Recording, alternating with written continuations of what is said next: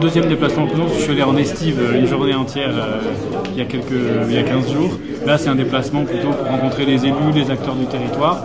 Et on voit que c'est le Couzran a magnifiques atouts. Et en même temps des problématiques très sérieuses à traiter pour les responsables publics.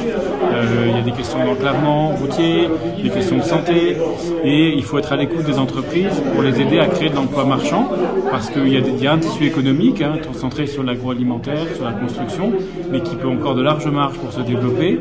Donc il faut qu'on soit à l'écoute de nos acteurs économiques, qu'on les conforte dans leurs projets, qu'on traite de certaines de leurs préoccupations, par exemple le coût de l'énergie, la formation, la possibilité de recruter des salariés, de les intéresser, sachant que c'est un territoire qui a un taux de chômage qui est élevé, donc il y a vraiment un sujet pour créer une adéquation entre l'offre et la demande d'emploi.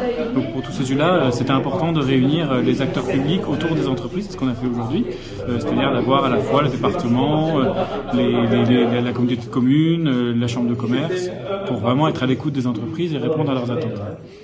Scope Construction Couzran est cette entreprise qui est d'abord le principal employeur privé marchand dans le Couzran et qui a pris des longueurs d'avance sur le développement de la construction bois, intégralement en bois, qui se source en bois ariégeois, plein de choses sur lesquelles elle est en avance. Elle a besoin d'avoir peut-être une filière bois plus structurée au niveau du département.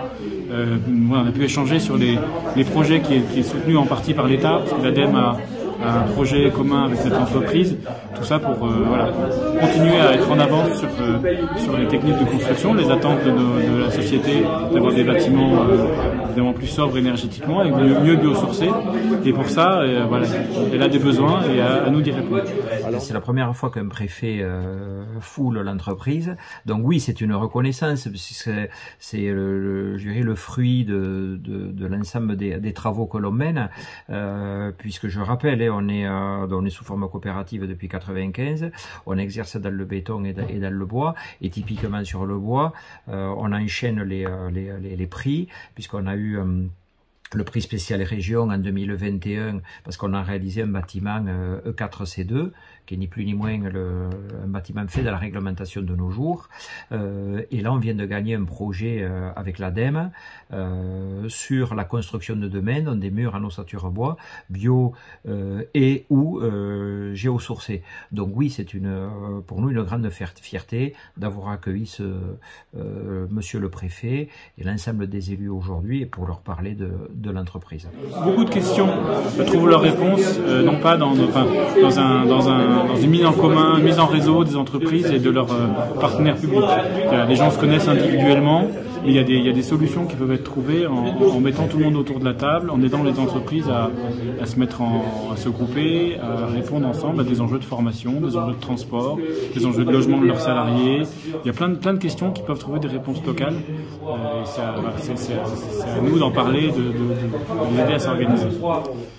Concernant l'économie proprement dite, dont on est un territoire, le Couzran, qui est un territoire qui est sinistré quelque part, puisque c'était la papeterie pendant des années, et aujourd'hui, on lutte tous pour maintenir notre volume d'affaires et nos équipes dans ce territoire-là.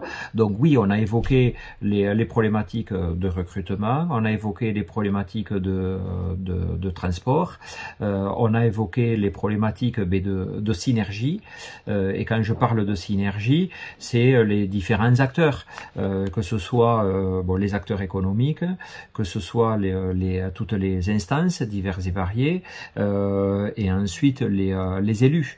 Et dans nos échanges, il est ressorti quoi? C'est comme une équipe, comme une équipe de rugby. On a pu le voir avec la Coupe du Monde.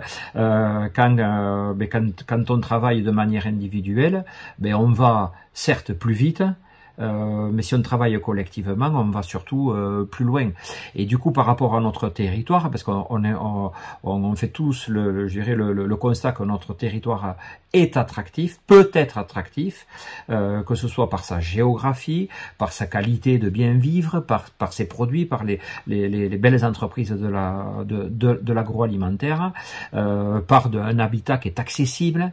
Mais ceci dit, depuis depuis que je suis à la tête de l'entreprise, nous travaillons chacun de son côté, mais on ne travaille pas collectivement. Donc je pense que si nous travaillons collectivement, tous, nous allons forcément progresser et nous allons amener l'ensemble du territoire à être dans une bonne dynamique. Et ça, aujourd'hui, je pense qu'il y a un changement de logiciel qui doit être opéré auprès de chacun. Les entrepreneurs, les élus, les instances. Et passer le cap, même si c'est un vœu pieux sur certains sujets, mais bon voilà, des précarés de chacun et des postures à défendre. Parce que sinon on fera un constat de décès malheureusement dans quelques temps sur notre territoire. Et quand on est un enfant du pays, ça fait quand même mal au cœur.